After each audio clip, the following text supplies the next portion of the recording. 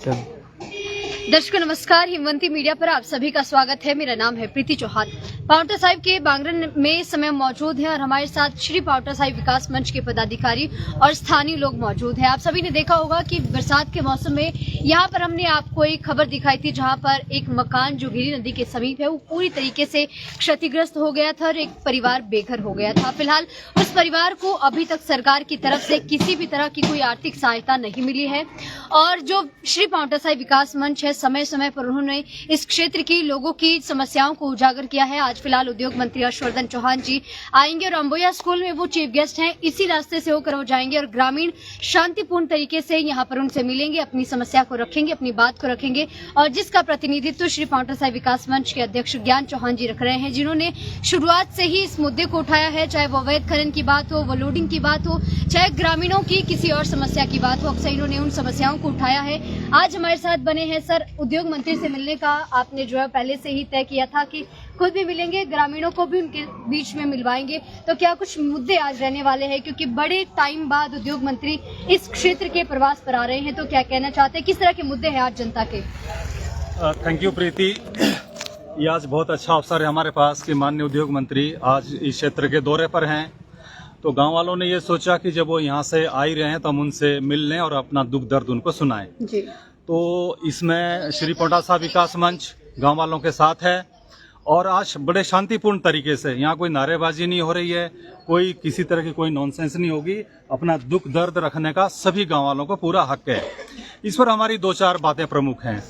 अभी तक सरकार की तरफ से कोई भी मुआवजा यहाँ नहीं मिला है जी। तो माननीय मंत्री जी यहाँ आ रहे हैं तो हम उनसे एक आश्वासन चाहेंगे कि बहुत जल्द वो थोड़ा हमें बता भी दें टाइम कितने दिन के अंदर वो इनको दिलवा रहे हैं। सर क्या केवल एक परिवार प्रभावित हुआ था या अन्य घर भी प्रभावित हुए हैं इस दौरान? 3 घर तो बिल्कुल गिरे हैं और 5-6 घर ऐसे हैं जिसमें बड़ी बड़ी दरारें आ चुकी हैं, वो खाली कर दिए गए हैं, खतरे की जद में बिल्कुल वो खतरे की जद में है। बहुत सारे यहाँ पर जो घर हैं वो असुरक्षित भी उसको घोषित कर दिया गया है, तो उनको मुआवजे की जरूरत है। इसके साथ ही जो सबसे बड़ी मांग है गांव वालों की जी। वो इसकी जो चैनलाइजेशन होनी है नदी की, क्योंकि इस पे बहुत ज्यादा गांव जो है ना वो खतरे की जद में आ चुका है, तो वो एक बड़ी मांग है। इसके अलावा क्रशर को लेकर यहाँ गांव वालों का एक संशय है कि इसके मापदंड पूरे हैं या नहीं है, तो सरकार उसकी जांच कर ले, अगर वो ठीक हो तो चले, ना हो तो फिर ये बंद हो। दूसरी बड़ी बात, सरकार ने जेसीबी की परमिशन इनको दे दी, तो हमने ये ऐसा यहाँ महसूस किया कि वो करने से यहाँ पर कटाव ज्यादा हो रहा है। और इससे अगली बात यह है कि इस गिरी नदी पर बहुत सारे क्रशर अब लग चुके हैं। सरकार से हमारा निवेदन है कि अब यहाँ पर बिल्कुल भी और परमिशन किसी को ना दी जाए।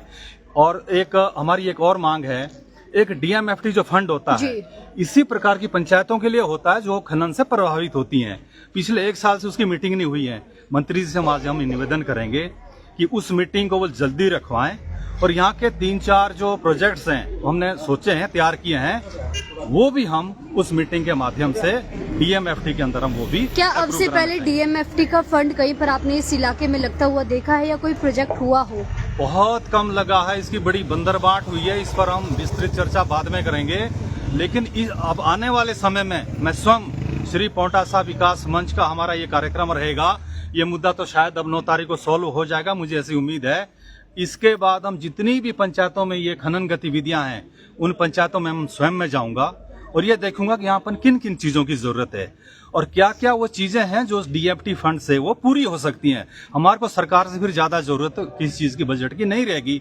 ये खर्चा हम सही तरीके से उन्हीं पंचायतों में खर्च करवाएंगे जहाँ पर ये खनन गतिविधियां हो रही हैं। बहुत बहुत धन्यवाद सर हमसे जुड़ने के लिए। कुछ देर बाद उद्योग मंत्री आएंगे, उनके समक्ष भी आप अपनी आवाज रखेंगे। फिलहाल इस पंचायत की प्रधान हमारे साथ है। मैम, पंचायत स्तर की किस तरीके की यहाँ पर समस्याएं हैं? हाँ जी, ये जो 1 नवंबर को यहाँ आपदा आई है यानी प्राकृतिक भी थी और ये क्रैशरों के कारण माना जाता है कि खनन होने के कारण हुआ है, जिसके कारण ढांगे गिर गए और लोगों के घर बह गए। घरों के कारण सभी परेशान हैं और वहाँ पे सबकी तरफ से एक ही डिमांड है कि आज उद्योग मंत्री जी आएंगे और हम उनसे यही रखें और सब एक ही आवाज़ में एक ही रखेंगे कि मुद्दा है हमारा कि एक तो दंगे लगने चाहिए, चैनलाइजेशन होना चाहिए और दूसरा लोगों को जो भी नुकसान हुआ है उसकी भरपाई की जाए ताकि आगे भी वहाँ पे रहने लायक जगह बन सके, क्योंकि रोड भी खत्म हो चुका है और लोगों के घर घूर सब खत्म होता है, तहस हो चुके हैं। मैम कई बार ये भी देखने में आता है कि पंचायत पहले क्रशरों के लिए स्वयं एनओसी देती है, फिर उसका विरोध करते हैं, तो उस बारे में क्या कहना चाहिए? हमारी पंचायत में वो क्रैशर नहीं लगे हैं, वो मुगलावाड़ा करतारपुर में है। हमारी पंचायत से कोई उसकी एनओसी नहीं है, तो उसमें हमारा कोई रोल नहीं है। लेकिन लोगों की जो लीज है, लोगों लीज के लिए हम उनको कह नहीं सकते, क्योंकि लोगों की पर्सनल प्रॉपर्टी होती है।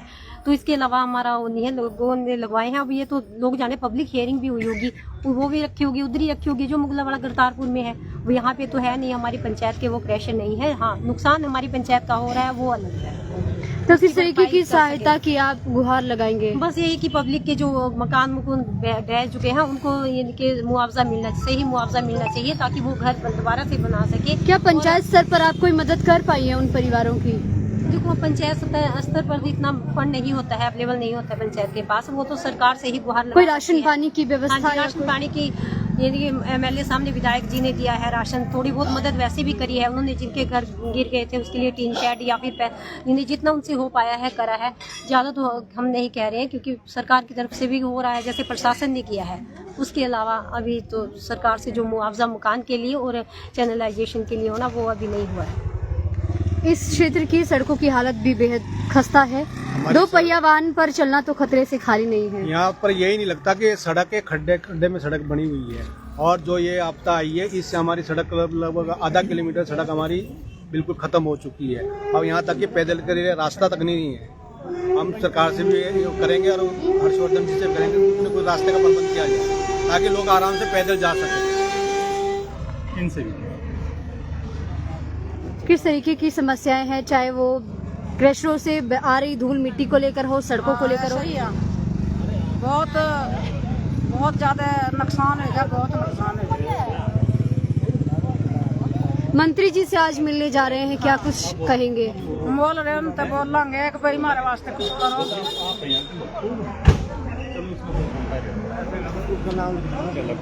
सर, सरकार कहती थी कि व्यवस्था परिवर्तन करेंगे, यहाँ देख रहे हैं कि आम जनता परेशान है, तो ये कैसा व्यवस्था परिवर्तन है? हमको तो बहुत खुशी है कि हमारे अपने ही इलाके गए हर्षवर्धन जी मंत्री हैं, इनके होते हुए भी हमारी ये डिमांडें पूरी नहीं हो, तो हमको तो बहुत दुख होता है। आज हमको उनसे बहुत बड़ी बड़ी उम्मीदें हैं। आज वो इधर अम्बोआ में गए हुए हैं, जब अम्बोआ से वो वापस आएंगे तो हम उनको रोक करके ये सारी डिमांडें रखेंगे, जितनी भी हमारी हैं, जितना भी लोगों का नुकसान हुआ है।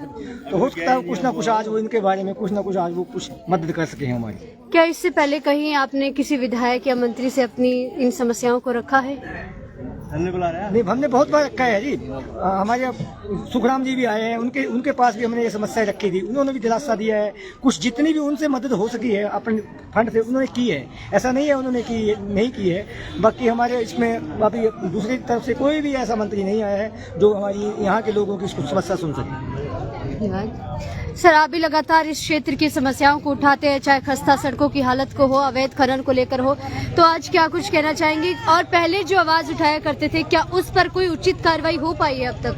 देखिए, कार्रवाई तो खैर आज के टाइम में एक मजाक बन चुकी है, कार्रवाई तो कुछ भी नहीं हुई है। इवन हम लोग अगर अपने श्री पाउंटा साहिब विकास मंच के द्वारा जो हमारी प्रथम कार्रवाई थी, जिसकी हम लोगों ने शायद एसडीएम को एक ज्ञापन भी सौंपा था, शायद उसकी रिपोर्ट भी अभी तक हमें नहीं मिली है। तो अब इस चीज़ से अंदाज़ा लगा सकते हैं हम लोग कि हमारा प्रशासन किस लेवल पे काम कर रहा है, और जो हमारे यहाँ पर जितने भी ऑफिसर्स हैं वो किस हिसाब से यहाँ पर चेकिंग करते हैं। बिकॉज ऑलरेडी पहले भी शायद ये चीज़ मैं अपने और भी जब हमारे इंटरव्यूज हुए थे या प्रेस कॉन्फ्रेंसेज हुई थी, तो उसमें भी हमने ये चीज़ क्लियर की थी कि जितनी भी हम लोगों ने अभी तक कोशिशें की हैं वो सिरे चढ़ती नजर नहीं आ रही है। रीजन बीइंग क्या है, चाहे हम लोग डीसी के पास हम लोगों ने विजिट किया है या हम लोगों ने एसडीएम के पास विजिट किया है, तो वहां से कोई भी प्रॉपर रिस्पॉन्सेज नहीं आए। ऐसी सिचुएशन में जनता का क्या स्टेप होना चाहिए? देखिए, जनता तो अपना वही स्टेप ले रही है जो लीगल स्टेप होना चाहिए, बट अब हम कहते हैं ना कई बार कि जनता वायलेंस के ऊपर उतर आई है या इस तरह की हरकतें कर रही है कि ट्रॉलों को रोका जा रहा है या कुछ हो रहा है। जैसे कि पहले आपको सुनने में भी आया हुआ कि रामपुर की साइड में भी ट्रॉलों को रोका गया था।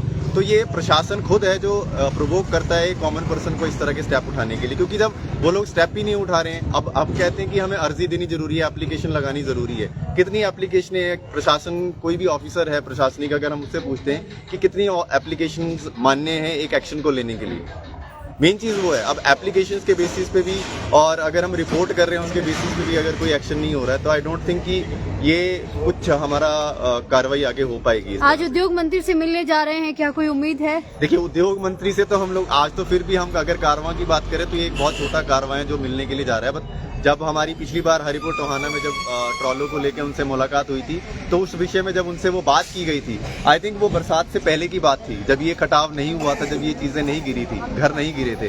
बट अगर अब हम बात करते हैं कि जो खनन गतिविधियां अगर उस टाइम पे रुक जाती तो शायद ये चीज नहीं होती।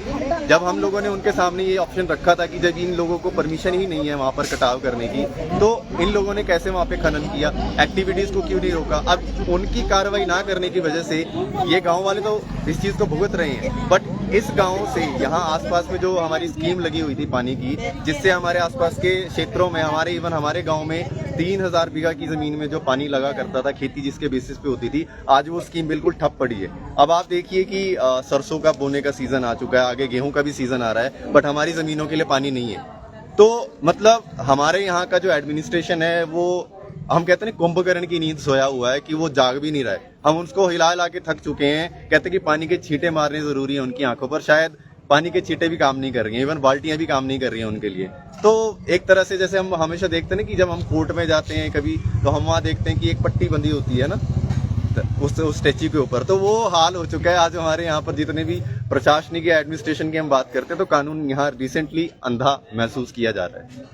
जी हाँ दर्शकों, तो ये बांगरन से आप सभी के बीच में तस्वीरें हैं। ग्रामीण, आम जनता और किसान सभी लोग परेशान हैं और अपनी समस्याओं को लेकर एक उम्मीद के साथ आज एक बार फिर उद्योग मंत्री से मिलने पहुंचे हैं कि अभी भी कुछ बाकी है, अभी भी कुछ समस्या का समाधान हो सकता है। फिलहाल अब देखना ये होगा कि सरकार या सरकार के मंत्री इनकी समस्याओं को कितना गंभीरता से लेते हैं और क्या इन ग्रामीणों की समस्याओं का कोई समाधान हो पाएगा। फिलहाल आप सभी के बीच में तस्वीरें थी। कुछ देर बाद उद्योग मंत्री ग्रामीणों के बीच पहुंचेंगे, आप सभी के बीच में वो भी तस्वीरें दिखाएंगे। अभी के लिए फिलहाल इतना ही। नमस्कार।